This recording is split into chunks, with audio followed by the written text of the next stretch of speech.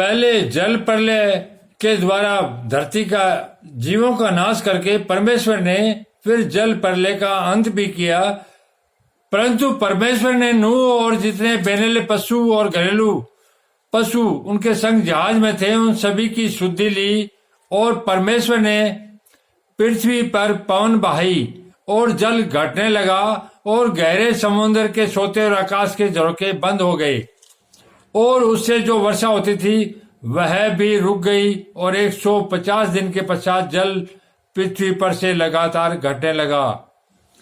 7वें महीने के 17वें दिन को जहाज अरारात नामक पहाड़ पर टिक गया, और जल 10वें महीने तक घटता चला गया, और 10वें महीने के पहले दिन को पहाड़ों की चोटियां दिखाई दी।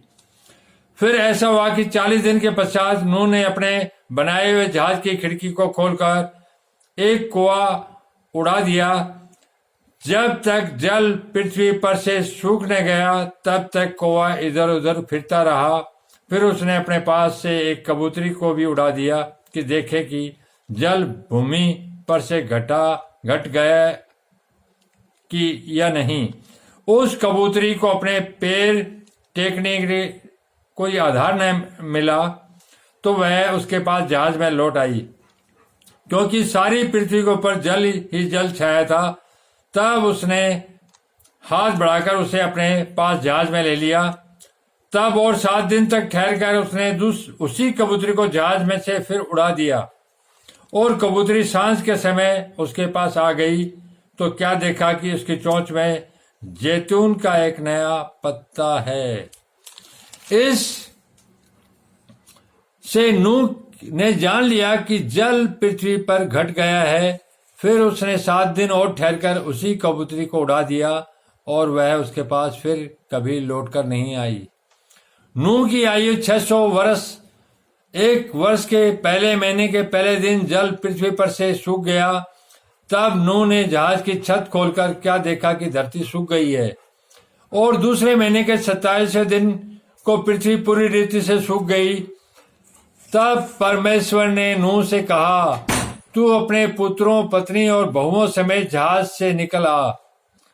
क्या पक्षी, क्या पशु, क्या सब भांति के रेंगने वाले जंतु और पृथ्वी पर रेंगते हैं, जितने शरीर धारी जीव जंतु तेरे संग हैं, उन सब को अपने साथ निकाल ले आ, और पृथ्वी पर उनसे बहुत बच्चे उत्पन्न हो, वे फलें फूलें और पृथ्वी पर फैल जाएं।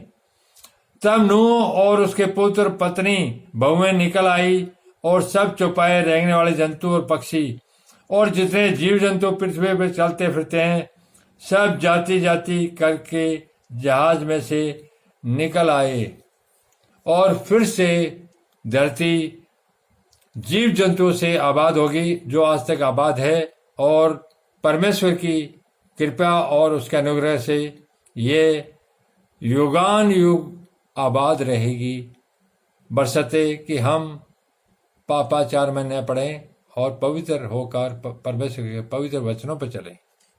परमेश्वर यही चाहता है।